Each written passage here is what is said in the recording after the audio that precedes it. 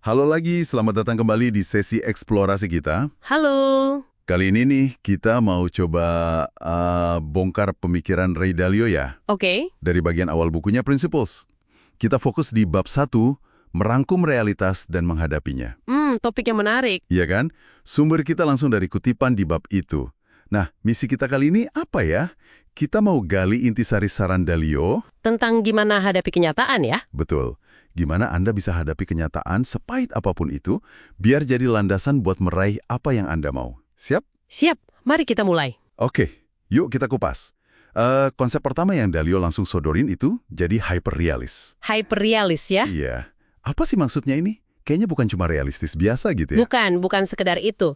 Jadi bayangkan gini, Anda punya mimpi besar, oke? Oke. Tapi di saat yang sama, Anda juga punya pemahaman yang sangat akurat soal realitas sekitar Anda. Ditambah lagi, ada determinasi yang kuat. Nah, Dalio bilang, ini nih ramuan suksesnya. Jadi kombinasi mimpi, realitas akurat, sama determinasi. Tepat. Intinya, kebenaran atau ya itu tadi pemahaman akurat tentang realitas, itu fondasi mutlak buat hasil yang baik. Masuk akal sih. Tanpa itu kayak bangun rumah di atas pasir ya? Persis. Gampang goyah, gampang runtuh. Nah, yang menarik dari ide hyperrealist ini, ada penekanan soal realitas apa adanya ya, bukan yang kita pengen. Iya, dan ini kadang yang agak menusuk itu. Menusuk gimana tuh? Dalio punya argumen kuat. Alam semesta atau realitas ini, dia itu optimalisasinya untuk keseluruhan sistem besarnya. Bukan buat kita per individu gitu? Bukan. Nah, nerima fakta ini meskipun mungkin bikin kita nggak nyaman ya, itu langkah krusial pertama. Kita. Oh, biar bisa lihat gambaran lebih besar. Nah, itu dia. Biar bisa lihat gambaran besarnya, dan akhirnya bisa bikin keputusan yang jauh lebih efektif. Oke. Jadi, terima dulu realitas apa adanya, terus gimana caranya biar pemahaman kita soal realitas itu benaran akurat? Kan kita punya bias, punya ego. Nah, ini pertanyaan bagus. Disinilah Dalio ngenalin dua ide yang kedengarannya, lumayan ekstrim. Apa tuh? Keterbukaan pikiran radikal dan transparansi radikal. Bro, radikal. Kedengarannya intens banget ya. Maksudnya gimana tuh radikal? Iya, radikal di sini artinya benar-benar terbuka. Sampai level yang mungkin terasa nggak nyaman. Contohnya gimana? Transparansi radikal itu kayak gimana? Misalnya ya, bisa berarti membagikan catatan rapat penting, atau bahkan feedback kinerja yang kritis itu secara luas di tim. Wow, itu kan bisa bikin orang nggak enak hati ya. Mungkin. Tapi tujuannya Dalio bukan buat nyakitin. Dia percaya paparan kayak gini tuh maksa adanya kejujuran. Jadi mempercepat proses belajar dan perbaikan gitu. Betul. Buat tim, buat diri sendiri juga. Nah, kalau keterbukaan pikiran radikal, itu kayak obat buat apa yang Dalio sebut penghalang ego. Penghalang ego. Itu kecenderungan kita ngerasa paling benar ya. Iya. Sama satu lagi, penghalang titik buta. Itu ketidakmampuan kita ngelihat kelemahan diri sendiri. Bener juga sih. Seringkali kita nggak sadar ya. Makanya, dengan aktif nyari sudut pandang lain, bahkan yang bertentangan, dan kita bersedia ngaku kalau kita bisa salah, nah baru deh kita bisa deketin realitas yang lebih utuh. Oke. Ini nyambung nih ke ide berikutnya yang menurut saya pribadi, wah kuat banget ini. Apa tuh? Formulanya, sakit plus refleksi sama dengan kemajuan. Ah, ya. Klasik Dalio itu.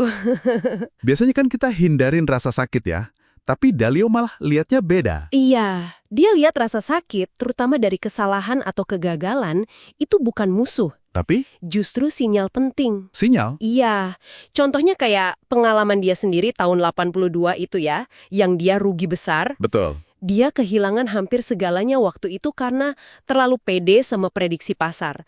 Itu pukulan telak banget buat dia. Tapi justru dari situ dia belajar ya. Banget. Dia bilang justru pelajaran menyakitkan itu yang ngebentuk pendekatannya di kemudian hari. Jadi ini bukan soal hindari sakit, tapi gimana kita membaca pesan di baliknya. Gimana cara bacanya? Nah, rasa sakit itu kan kayak alarm dari realitas ya. Bilang, hey, ada yang nggak sinkron nih. Oke. Kalau kita bisa berhenti sejenak dari rasa perihnya itu, terus refleksi secara objektif, nah di sini nih pentingnya mikirin konsekuensi orde kedua dan ketiga. Wah, apalagi tuh orde kedua, ketiga? Maksudnya, jangan cuma lihat dampak langsungnya aja. Itu orde pertama. Contohnya? Misalnya, menghindar dari percakapan sulit. Orde pertamanya kan enak ya, nyaman, hindari konflik. Iya, betul. Tapi orde keduanya, masalahnya bisa jadi makin parah karena didiemin. Itu negatif. Orde ketiganya bisa jadi ngerusak kepercayaan jangka panjang. Negatif juga. Oh, jadi kita harus mikirin dampak jangka panjangnya ya, bukan cuma yang langsung kerasa. Tepat. Dalio dorong kita buat nimbang dampak lanjutan ini. Dengan refleksi kayak gini, kita bisa adaptasi dan evolusi. Jadi kayak hukum alam gitu ya, kayak otot, biar kuat mesti didorong sampai batasnya. Persis. Belajar dari kesalahan dan rasa sakit itu bagian inti dari evolusi pribadi kita. Jadi kalau ditarik benang merahnya nih, dari bab 1 ini, kesannya kayak kita didorong buat berhenti ngeluh ya. Bisa dibilang gitu. Berhenti ngeluh soal keadaan yang nggak kita suka. Dalio kan tegas bilang, hidup itu nggak peduli apa preferensi kita gitu kan? Iya, tugas kita ya menyelaraskan apa yang kita mau dengan apa yang perlu kita lakukan. Berdasarkan apa, ya realitas yang ada. Terus kumpulin keberanian buat ngelakuinnya. Betul, ini soal ngambil kendali, jangan jadi korban keadaan. Internal locus of control, istilahnya. Oke, jadi kalau kita rangkup sedikit nih obrolan kita soal bab 1 ini, Intinya, rangkul realitas, terima kebenaran apa adanya, terus bersikap terbuka secara radikal sama ide dan kritik. Dan yang penting, belajar dari rasa sakit lewat refleksi yang mendalam. iya, itu semua fondasi yang menurut Dalio esensial banget buat sukses dan evolusi pribadi. Ini bukan pasrah loh ya. Bukan pasrah, tapi Tapi justru tentang memahami medan perang kehidupan ini sebaik-baiknya. Sebelum kita nyusun strategi buat menang. Gitu. menarik banget. Nah ini ninggalin satu pertanyaan menarik buat Anda renungkan nih di rumah. Apa tuh? Gimana ya?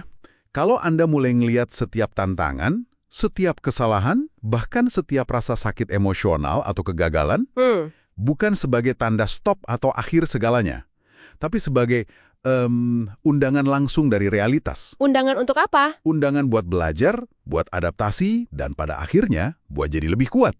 Wah, perspektif yang menarik. Iya kan? Coba bayangin perubahan apa yang kira-kira bisa terjadi dalam hidup Anda kalau Anda benar-benar ngerangkul perspektif ini. Pertanyaan yang bagus untuk direnungkan. Coba direnungkan ya. Sampai jumpa di pembahasan kita berikutnya. Sampai jumpa!